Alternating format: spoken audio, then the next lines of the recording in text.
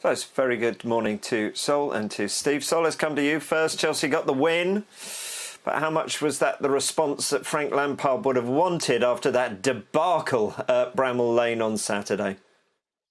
Yeah, absolutely. I think when you lose a game, especially the manner of it, when they lost against Sheffield United, you want to respond from your players, and I think that's where you got yesterday. I think I didn't manage to see the game. Obviously, I was involved with my game, but I think people was not very happy with the performances. But at this stage of the season, performances doesn't matter. It's all about result, and I think you can hear Frank Lampard his relief because, like I said, at this stage of the season is all matters is the 3 points, and that's what they managed to do yesterday. So I think it was a good response from the defeat last game, and at this stage of the season is all about the 3 points.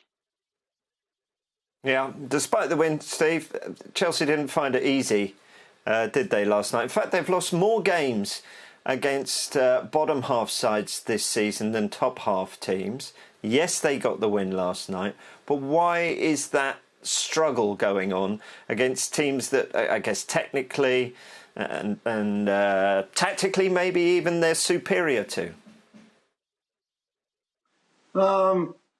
Maybe, and first things first, it's good to see you smiling this morning. I'm sure you had a bad weekend, Rob, but Chelsea winning must have put a smile on your face, as it has.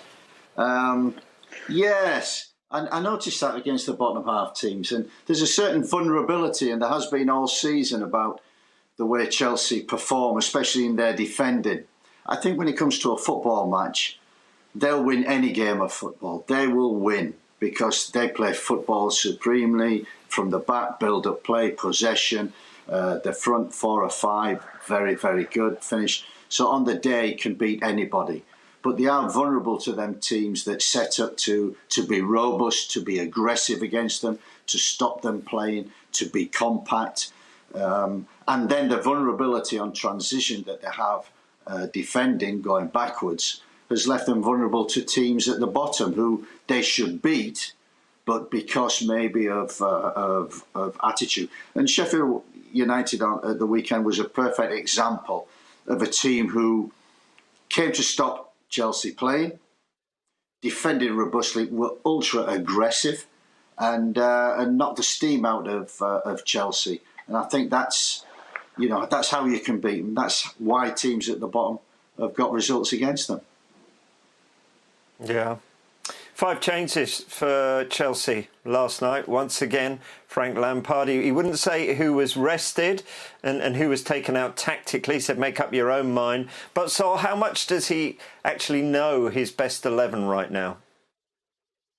I think it's difficult to say because obviously he keeps chopping and changing. But I think people can interpret that, like you said, about resting a few players because there's a lot of game coming in the week. So I think only him will know. I think the players as well will know, and I think he wasn't happy with the last performances. So I think changes was expected as well. And he said it after the game in the press conference. He wasn't happy after what he saw. So I think the player will know what he need to do, and the player will know why. He made a few changes, and I think that's clever from him to know saying who's rested or not, and so that give him the power, if you like, by making sure the players train properly and play the game properly if they want to carry on keeping the shirt. Yeah, because Steve, I wonder if from a manager and a coach's perspective, he was quite clearly furious on Saturday. Frank Lampard. How do you get that balance right about having a go at your players and tearing into them, but also not tearing up their confidence and keeping them on side? How do you get that right? I mean, obviously, disappointment after Sheffield United game. And he'll have been thinking of that game last night against Norwich straight after the final whistle. And to get a reaction, sometimes you have to change things. You can change personnel, you can change tactics. But I think on this occasion, he wanted to change attitude. And the attitude he wasn't happy with at Bramall Lane. He needed to change that. And sometimes you need to get angry with your players. And to get them angry, anger creates energy. Energy creates performance. It gets away fear. It takes away that fear, and that's what he would have wanted. So sometimes it's a great tool for managers to use to get a reaction, to get some anger into the players, show anger yourself, and get some energy, positive energy from that to get a reaction. And he got that last night. Yeah, as a player, Sol, what do you respond to? I guess you've seen both sides during your career. Do you prefer teacups being thrown around, or do you prefer a manager putting an arm around you? What gets the best out of you?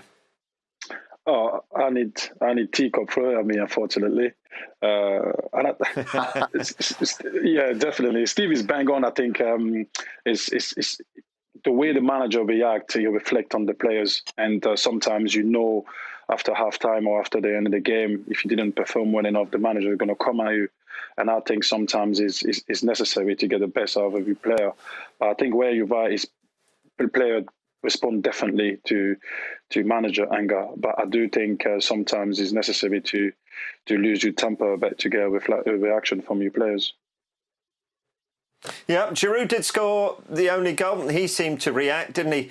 Tammy Abraham, what's happened to him, Steve? And why is Giroud now ahead of him? Because in the return fixture earlier on in the campaign, it was Abraham who scored twice and helped Chelsea to victory. Yeah, I think that's why Chelsea have rotated. Frank's got experienced players in there. He wants to promote the youth, which he has done this season. But youth is not always consistent. Young players, can perform great one day and the next not so good, and you have to take care of them. And Frank's very fortunate. He's got experience, he's got youth, and he's using that blend all the time to hopefully get the results that he wants. Giroud Abraham has been a perfect example where I think Abraham came into the season really, really strong, scoring goals, leading the line very well, and eventually youngsters lose that form and that consistency. And Giroud is a prime example of a great professional. He's a World Cup winner, he's a goal scorer, and he's been patient. Frank said his attitude has been fantastic. He's deserved his opportunity. He didn't want to lose him in January. He's kept him. And to be fair, he's come in. And he is a proper number 9, a goal scorer. He scores in the box, scores with his head, right foot, left foot, and he wins your football matches through his goals. And that's what Chelsea are getting at the moment. Yeah, so it is. So United in the semi-final Sunday. Then it's Liverpool and a final day game against Wolves. They know if they win both of those games, Liverpool and Wolves, they'll finish in the top 4. But realistically, have they got enough to finish in a Champions League place? Yeah, absolutely. I mean, we're talking about Chelsea Football Club. It's a massive club, and you expect them to be fighting for the title first of all, and if not, minimum, it have to be the top 4. But I do think people need to remember it's the first season of Frank Lampard, at this level. Obviously, there's a lot of expectation in a club like Chelsea, but I think we have to give him time. I think regardless if they finish on the top 4 or no, I think it's a decent first season.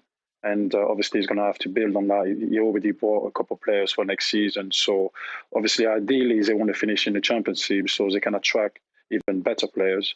And obviously, before the season, that was the goal. But I think people need to remember his first season at this level. So regardless, I think he's having a very, very good season.